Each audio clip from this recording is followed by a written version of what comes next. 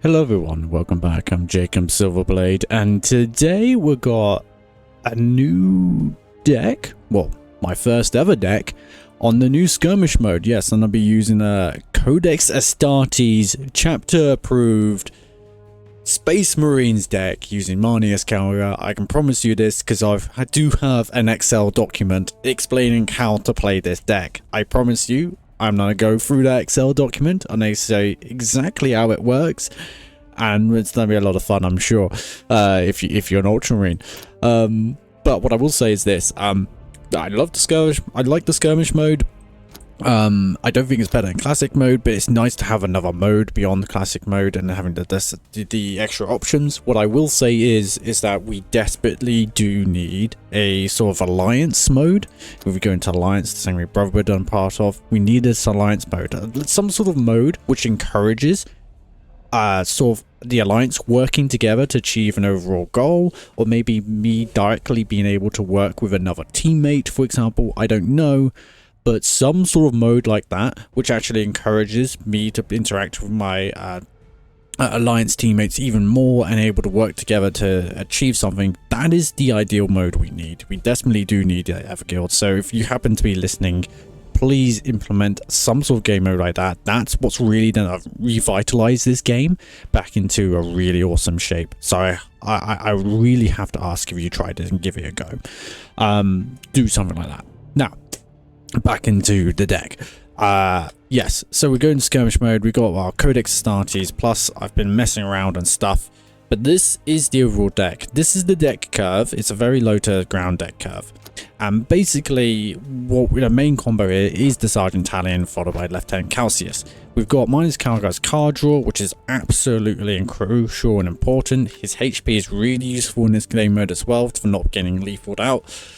I would highly recommend using Marnius Calga here. You know, we've got a decent mix of, if we go to here, stratagems and troops, equal amounts on both. So we don't really want a Vara Tigurius, and we don't really want a Chaplain of the Virus either, to be frankly honest. We kind of just want to go with this deck. Now, why on the particular choices I've gone for? Sergeant Talion, the main thing is Codex Refill 1 energy. So as you can tell with the 5 1-drops, that is a lot of triggers of Codex, which is a lot of triggers of Lieutenant Calcius. Tactical Insights also refill 2 energy, so, you know, Sergeant Talion's 1 energy, Tactical Insights 2 energy, that's 3 energy. Collectively, that's to allow you to play all the 3-drops. So hence, this is why we got a lot of 3-drops, and we got a lot of 1-drops. And that is the main sort of combination here.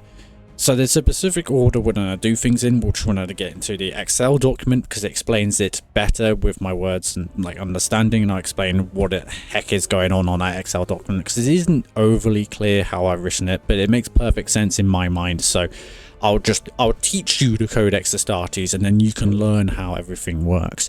But there are some crucial things here. We can still talk about here.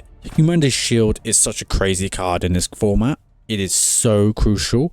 Yes, the Sergeant Talion is also another broken card, but they're kind of both as equally important in each other.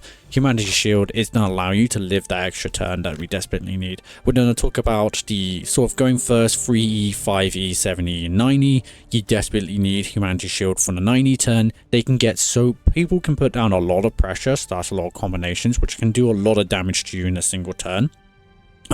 You need a Humanity Shield on that 9E turn, so you're just able to live that extra turn into the 11E turn, which is strong enough. 5 at 6 equals 11. Sergeant Talion, Lieutenant Calcius combo.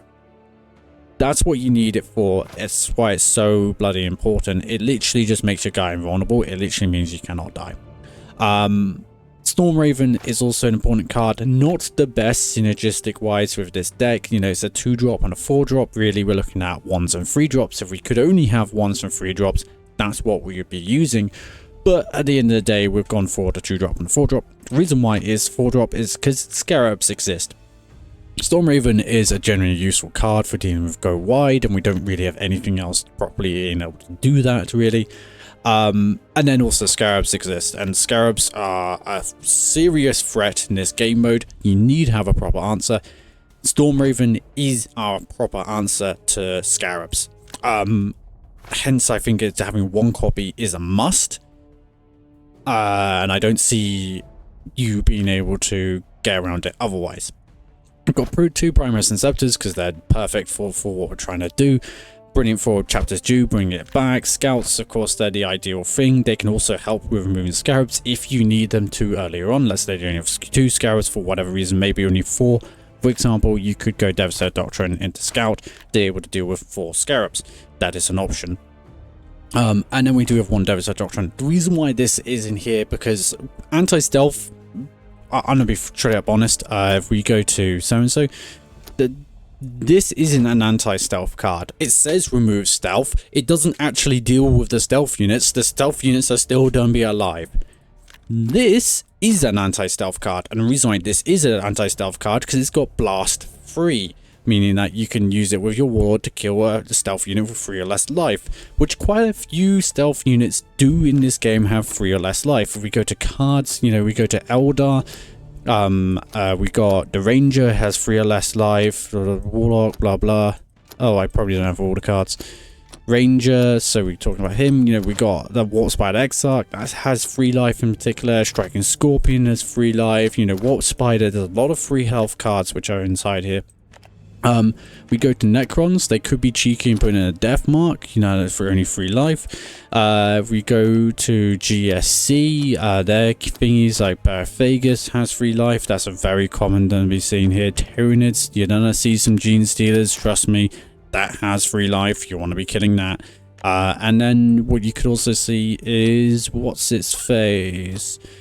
Darkstrider, it also has 3 life. So there's quite a few things which actually die to that. This is your actual anti-stealth card, as Ultramarines is Devastator Doctrine. So I highly recommend just having one of those copies in your deck.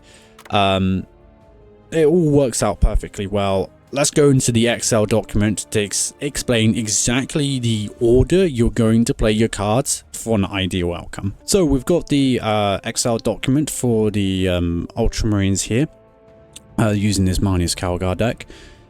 So we've got 2 things. We've got go first, go second, and go second risky. And it's because the reason why I've got go second risky is because there's technically a risk here in not being able to quite get the right cards. But I explain what on earth all these numbers mean and why this is, you know, somewhat the case.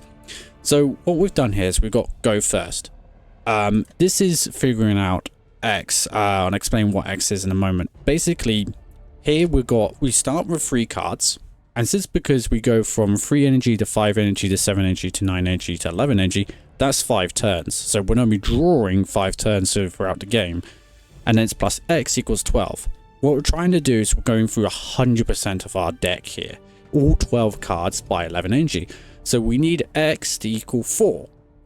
So we need to use our talent, Marneus Calgar's talent ability, to draw 4 cards.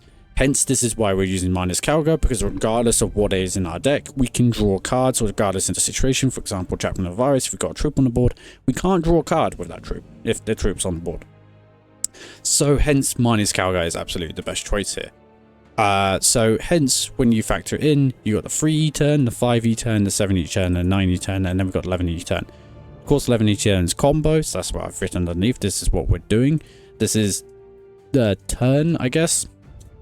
These represent the cards, and these represent plays. So hence we've got 3, 5, blah, blah, blah. But if you don't use your 2E talent, you only have 1 energy left.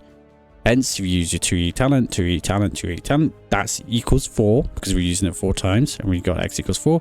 We got the 1E, the 3, the 5E, and the 5E left. The reason why 5E left is because we want to use Humanity's Shield here. This is really important. Because there's typically too much stuff for you to deal with. Do not use too much of your combo pieces without a Humanity's Shield at this point. The chances of you having a Humanity's Shield is very likely. You've not gone through 11 of your cards at this point. So There's also, you can also use what's this called, Chapter's Due, to, if you don't even have it at this point, it could give you a chance of getting that Humanity Shield card, to be able to live that extra card. You don't really want to use Chapter's Due on this turn to be able to utilize that, but if redundancy, if you really don't have to have Humanity Shield at that point, you can use Chapter's Due to get your Humanity Shield. But this is your energy that you have left. You can't really do anything with one energy. What you need to do here is you've got 3 energy left and you've got 5E, you don't use a talent. So you need to play a free drop. So you not only need to be playing one of the Inceptors or the Devastator Doctrine. This is very important because it helps you to be able to remove things as well. And so hence it's very key with this that you do exactly this. And then you got your 5E turn. Sorry, 7E turn. So you need to use Hero Power again. This allows you to use Storm Raven, or you can use with a Scout. The reason why you have to do this here is because we need to look at cards here for a moment. This is like a generic, so what this represents is generic card order without using your talent. So you start with a 3 and you draw 1 at the beginning of your turn. You draw another 1, you use no cards, you have 5 cards. You're going to go through 6 cards, going through 7 cards, and when you get to the end, you're going to go through 8 cards. That's what this represents. But we're going to be using our talent. So if we don't use our talent here and our talent here, we actually have gone through 7 of our cards here. So hence that's why we have to use 1, because we want to always keep things to 6 cards or less until this final turn when we only have 1 card left in our deck, and it doesn't matter anyway.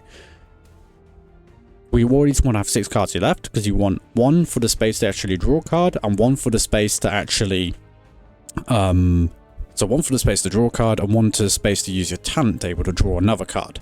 So hence here when we've gone to 7, we've brought it down to 6. Well, we're going to be back up to 8 cards again if we use our talent here as well. We only use 1, so 9 minus 8. My 9 minus 1 is 8. Sorry.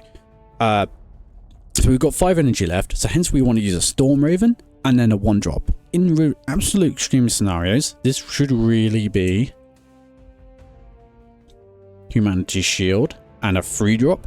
If you really don't have, for example, 2 1-drops, or if you don't have so and so, whatever. But the ideal thing is you put a 1-drop down and then the Storm Raven, and then the next turn you can manage your shield at that point to be able to stay alive.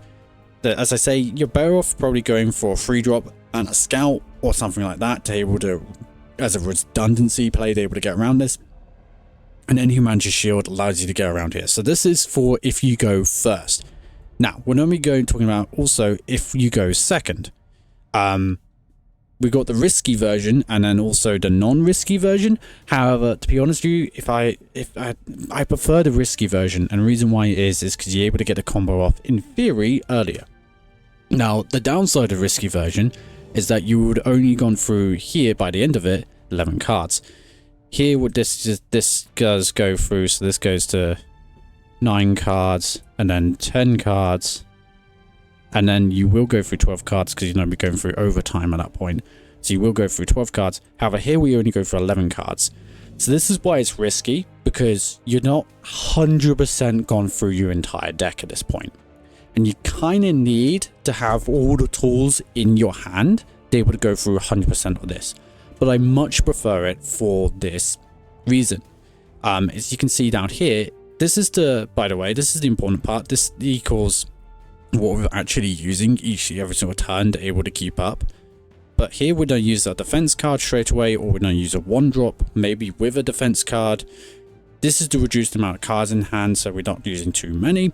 Then we don't have a Storm Raven, and if you haven't used a 1-drop here and you just use the defense card, we can use the 3-drop and 1-drop. And then we got like Humanity Shield 4-drop, or you can go instead of a 4-drop, you can go 3-drop and a 1-drop. So these should be ores.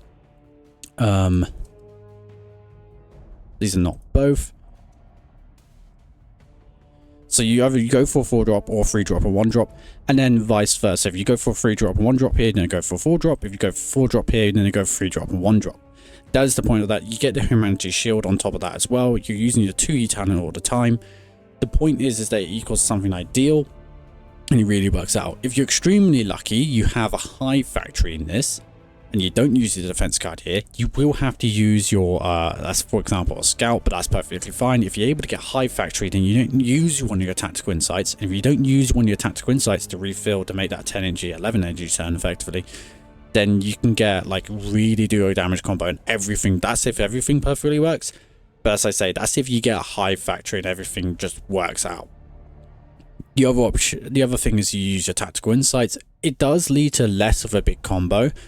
If you think about it, we've got 5 1-drops and we've got 2 tactical insights. So that is 7 instances of triggering Codex. And then the initial Codex itself, so 8 instances, so that's 24 damage with Lieutenant Calcius just out of the gates. So this is why it's really powerful, because you only get 25 life in this game. You can really hold back, and still, most of the time, so long as you didn't use too many resources, you can just snap your fingers and kill the opponent. This is kind of why Sergeant Talon is broken, by the way. Now we've got the safe option. The reason why we've got the safe option is because you might not get exactly this.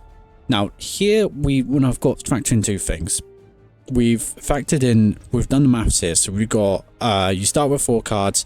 You actually don't draw through 6 cards because you draw a card here, draw a card here, draw a card here, draw a card here. But this is overtime at this point. So you actually draw 2 cards here. And then you have X. So X equals 2. So we only need to use our talent in this scenario twice. We're using it as much as we can here because we need to get as many cards as we can here because we don't even get to the 12. Here, we only use it twice. So hence, you don't need it as badly. But you do, weirdly enough, have a sort of... It's a bit more difficult because it doesn't curve out nearly as nicely with the Codex abilities and what you want to be using. As you see here, we're using all our energy. You know, talent. So this goes to 2 energy, a 4 energy, 6 energy turn. So hence you got a 1 energy or the defense card. Here you can use, you know, the 3-drop and 1-drop, and that's not using range energy, or you use the 4-drop, and then here humanity shield, 3-drop, 1-drop, and it's going to use the remainder of your energy. It's ideal. It works out much more on a curve basis of what you're dealing with, using to deal with your opponent much more nicely. Here, kind of not so much. The only time we curve out is if you use your 2E talent here. So I'm just presuming you use 2E, 2E, so you don't use any of your talent anymore.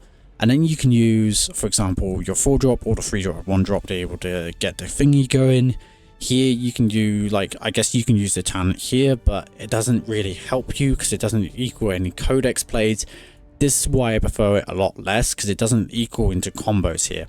And then you use the humanity shield here to live for the final turn. But even still, people can put down a lot of threatening stuff on an 8E turn. There's been a lot of times where I've died on the 8E turn without using humanity shield to able to play it all off.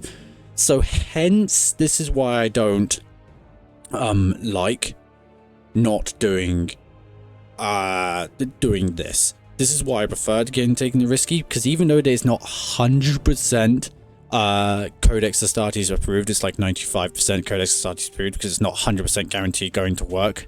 It is overall, you're able to deal with a lot more of your opponent's stuff than deal with difficult things in difficult situations. So hence, yeah, I prefer this. I prefer this method. If you're still following along with me at this point, I absolutely appreciate you, because this is literally an Excel's document sort of phase into metagaming this. But at this point, I prefer using this method, using the 1-drop, a 3-drop and 1-drop, or 4-drop, and then the 4-drop or the 3-drop, vice versa, whichever you used the turn before, sort of thing. And then humanity shield, and then you're able to get the combo all going, and it all works out beautifully. Here, not so much. Things don't work out nearly as ideally. So, there we have it. We're going to get into a few games now, and see you there. Right, our first opener is Orkan Scarabs. Warriors of Ultramar, courage and honor! So this is not too bad. We definitely need a Storm Raven here. Is this worthwhile just cycling through to get a Storm Raven? We kind of do want to increase the odds. I think we do, because the odds aren't particularly in our favour. We've got 30 life. If he has 8 Scarabs down, that's 24 damage to our face. So we actually want to avoid punching him in the face until Scarabs will just overkill us anyway. That's when we want to punch him to guarantee our combo. Okay, Scarabs. It's not a thing he wants to be playing particularly at this point, I suppose, but it's not really that bad for him, is it? Nothing else. So we do have Scout here. So we might forgo a rule.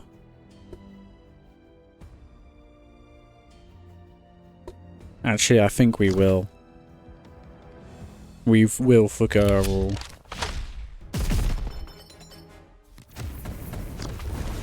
Taking cover. Enemies in range. We've got the 7, the 9, the 11. That's drawing 3 cards. In principle, we don't have to draw a card, so long as we draw a card in the next 2 turns. Because we use Chapters Due here to draw that extra card. In principle.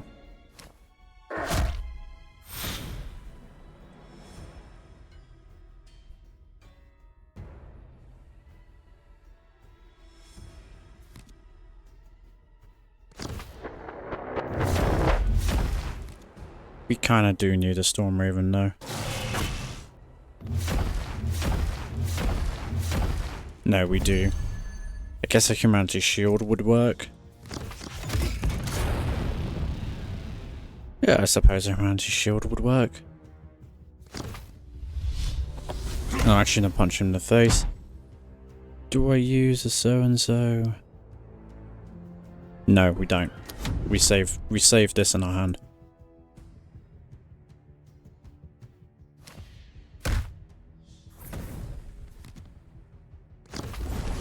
All life must be expunged.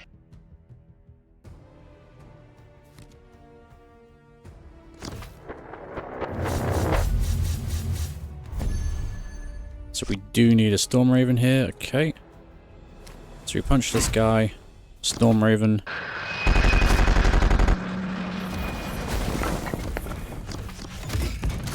Sergeant Tallien, we will top deck next card. We just kind of have to hope that he doesn't have enough to get a Scarab board and then also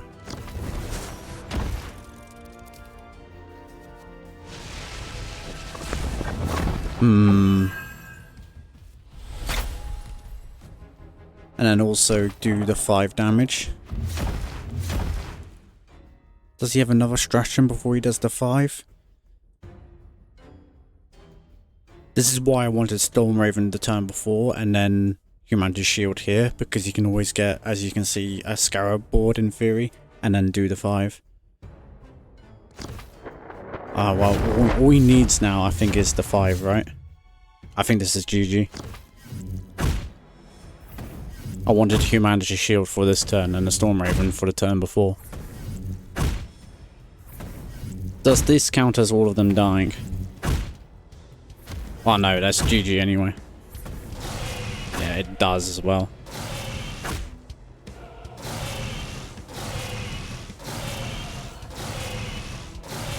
Well, GG. I will say it's like, it is the hardest matchup because Scarabs are definitely broken in this. You can legitimately do something about this though. I suppose, no, if maybe I could have put it in Scepter there. There was an option just for me to use the Inceptor in that sort of game mode instead.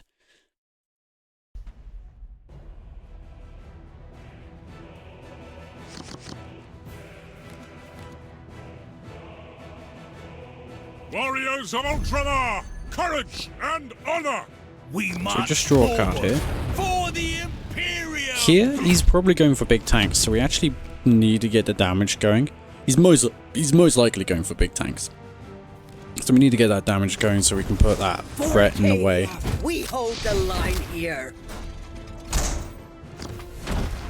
Ooh, he's being annoying here. We still do this. One strike is all I need. I'm gonna say we just target one of them. Because they only do 2 damage each. Suppose you can ping here and then shoot with that guy. I don't know.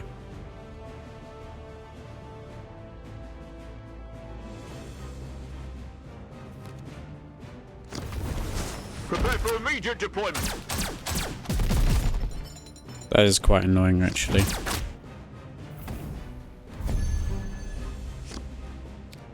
Okay, so we definitely Storm Raven here. Taking cover. Enemies in range. At this point, doesn't really matter. At this point, it's just damage to face. Like, I'm still gonna do this to force his hand.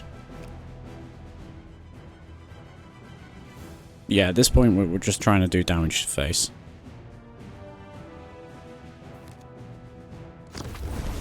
Cadia stands.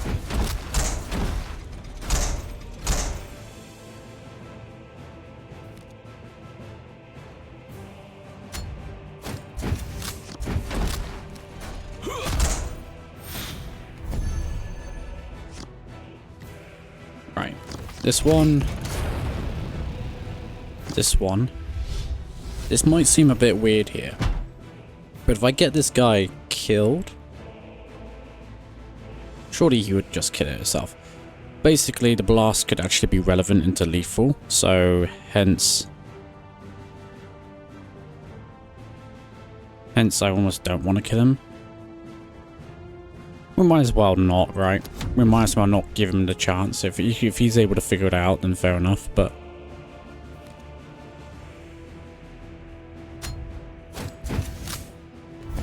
Nope, that's it. And here's the combo. Strike at their weakness to prevail.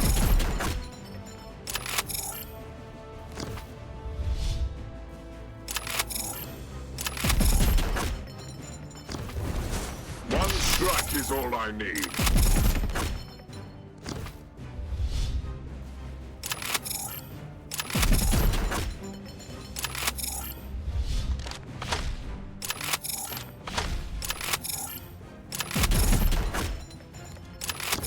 Here we get the scout.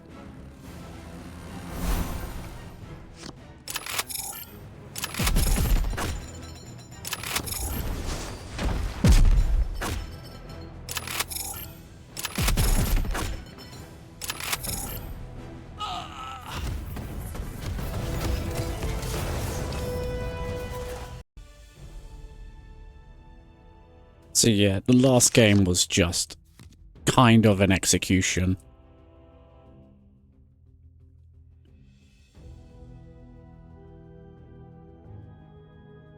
Absolute brutality. Courage and honor. So here, he probably just wants to aggro us down, so we don't even punch him in the face once. We are going second, so if I bring up my Codex Astartes document...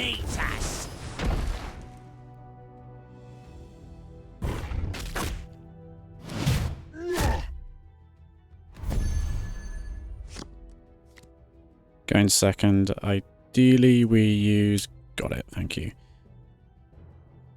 Oh, he's stunned. How did you stun me? Snakebite adds attack squig, right. So we've got High Factory here. So we're probably going to be... No, we want to be Master Tactician. And I think we saved the High Factory. We might as well shoot him.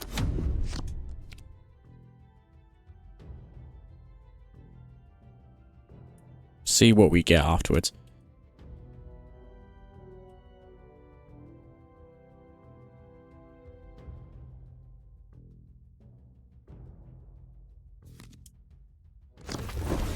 Excuse me.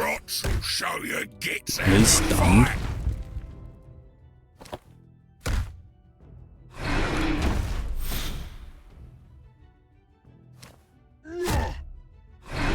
Okay, so we're definitely Storm Ravening here.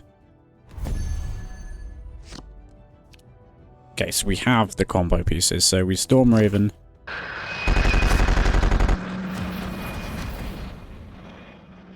This is the one downside of this situation. So we do this, we actually, yeah, we're actually on so-and-so, which is not what we want.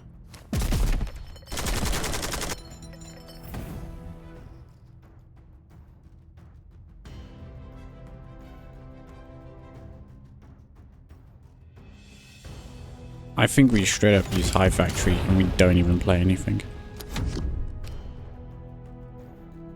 Because we want to be at that 6 card stable to draw another card. We desperately need able to draw cards. Yes, boss! Yes, boss!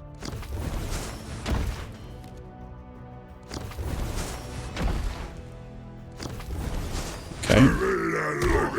It's got the Death Gun Looters, blah blah. Draw another card. That is Humanity's Shield. That is amazing.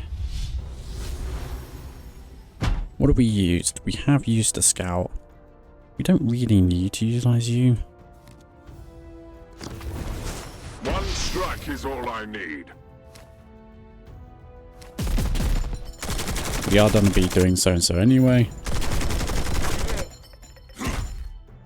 So it's all about a combo now. We'll see what we get. I think the best thing here, it will be a... Here, boss! Let's going back for more! Oh, he's doing the wrong thing there. He needs to heal himself. Ready for fighting, boss? Got a chapter's due, which I actually personally think is the best thing here. Form up and advance. You see what I want to save High Factory, but the difficulty is that Strike at their weakness to quite prevail. often it just doesn't work out.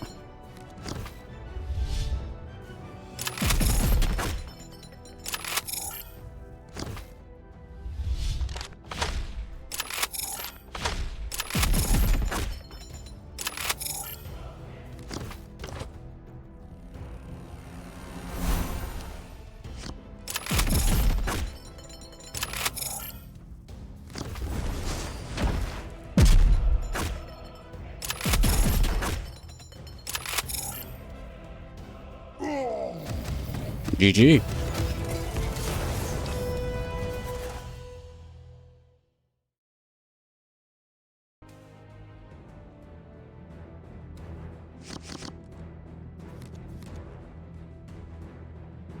So Warriors of Ultramar, courage and honor. that's good. Let's draw a card. I think we do want to be punching him in the face here. We don't need to use this yet. In fact, I don't think we want to use this at all. We want to use this with the combo, ideally. Come forth and be slaughtered. Yeah. Not good. And then Grim Efficiency. Yeah, I guess if you've got nothing to combine actually with it, you might as well just use it straight away. Here we're not be doing that. Then this.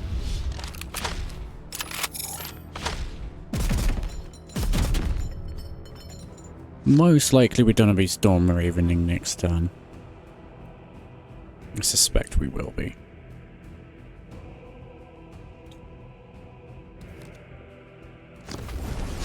No mercy. No thingy, Engage okay. and eliminate.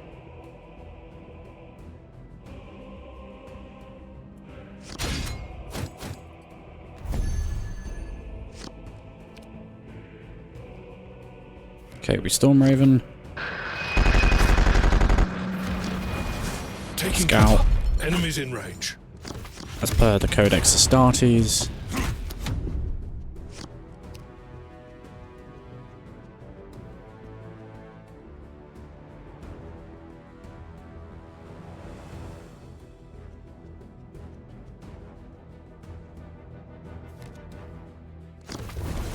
I alone judge the weak from the strong, the truth from falsehood. Yeah. Then we draw another card, and then Humanity's Shield here. And unless he does something, like... I don't know what Azrael can do at this point.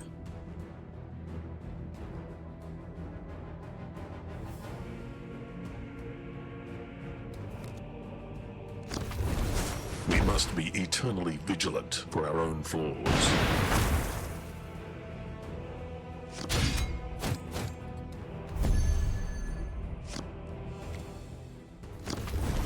Form up and advance.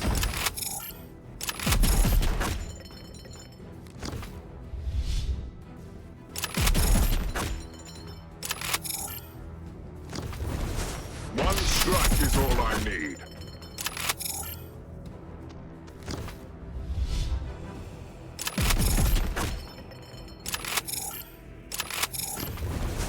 One strike is all I need. Taking cover. Enemies in range.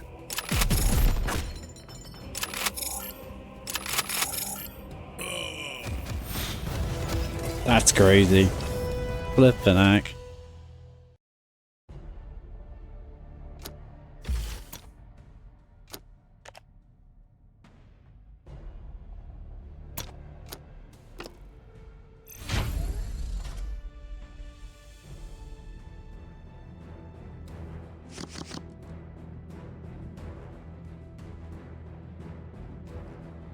Asmodai. Warriors of Ultramar! No, this guy Courage can be a bit of a and problem. honor! Nothing can compare to the judgment. The reason why he of can the be a bit of Emperor. a problem is because if he gets those secrets, because there's only 12 cards in his deck, and he gets those secrets, gets the card draw going, he can start causing problems. So I think we shouldn't not factor that. That he can just do that.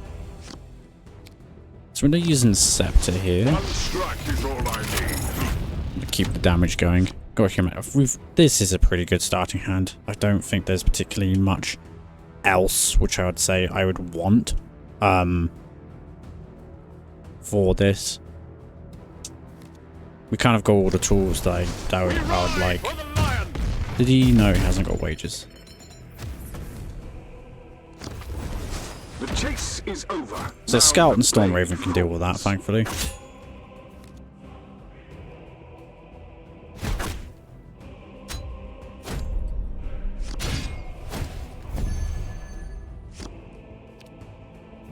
So we'll just shoot Taking here. cover. Enemies in Storm range. Raven.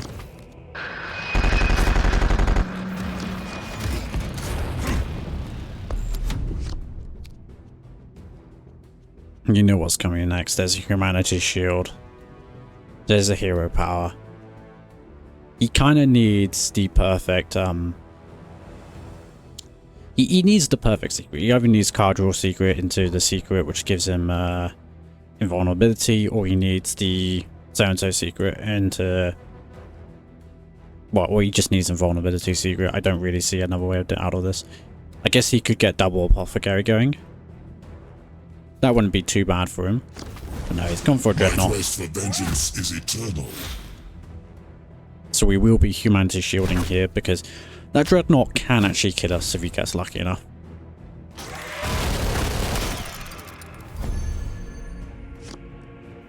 Humanity Shield. Draw a card. Punch him in the face. Do you have the secret, Asmodai? If you've got the secret, you win, and you need the right one.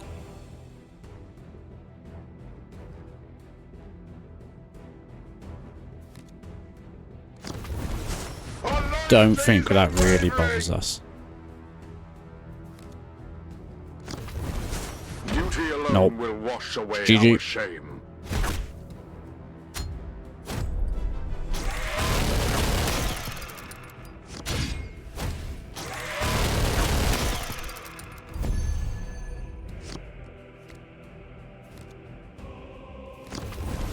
Form up and advance.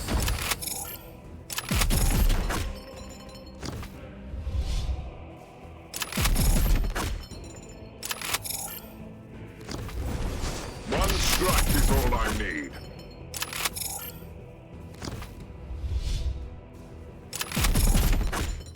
And as you can see here, we've got this Codex, which has killed him, but we have this Codex, which can get us another Scout, and then we have 2 more Scouts afterwards. We actually have another 9 more damage on top of that, and then the Blast 3. So another 12 more damage. people don't live that. Yeah, people, this is kind of a crazy deck.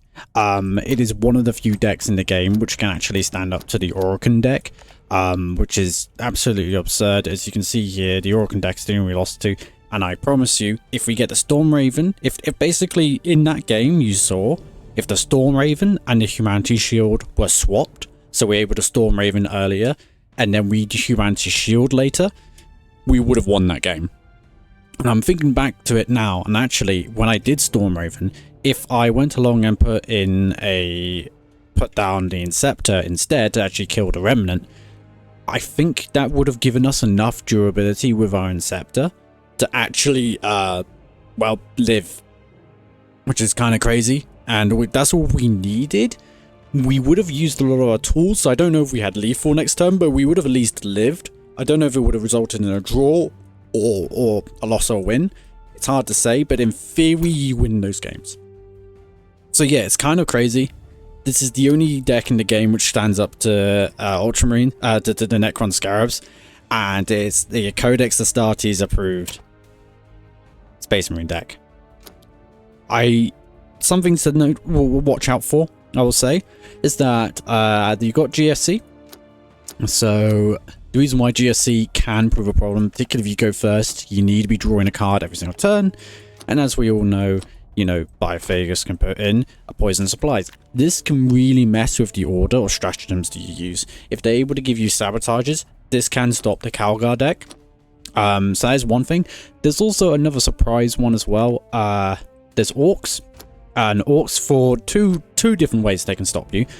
Necrons can also have their own way of stopping you, so not so great. But the two ways Orcs can stop you is, the first way is they get Hunter Rig.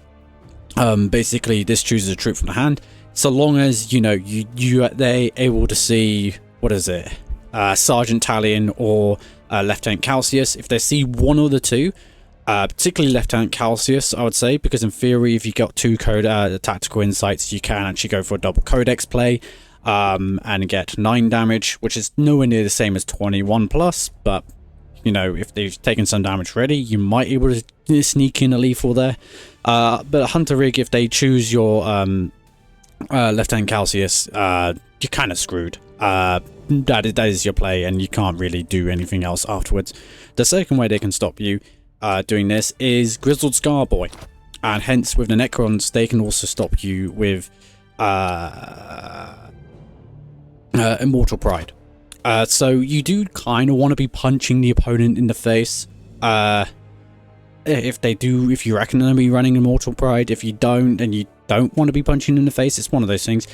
Because the armor, if they get 1 armor, they're reducing your 21 damage with Lieutenant Calcius to 14. If they get 2 armor, they're reducing your 21 to 7 damage. And 7 damage doesn't really kill the opponent from 20 life. Neither does really 14. I mean, like 14, you can punch them a little bit, I guess, and maybe get some scouts pings and whatnot. And then overall, you might be able to kill them, right? But if they get 2 armor, that's pretty much it. You can't really do anything about that. They're gonna kill you otherwise. And this is quite a good thing to actually stop Scarabs. So I reckon people will be running this, because if they get 2 armor, suddenly Scarabs do from 24 damage to 8 damage. And so hence I reckon Orc players will also be just running where is it? Grizzled Scarboy, just because having 1 armor on your warlord is completely different from having no armor against Scarabs. Hence, you might see some altering decks. If you see Titus in particular, Titus with the blast and all that is absolutely amazing. You might see double Storm Raven, all the Vanguard units, and then a double Assault Doctrine. But double Assault Doctrine is a bit late to get that armor on your warlord. So I'm not really seeing it working, if I had to be honest. Overall, those are the sort of decks to watch out for. And I hope you enjoy this one, because this is the Codex Astartes, guys. I've written it. See you next time.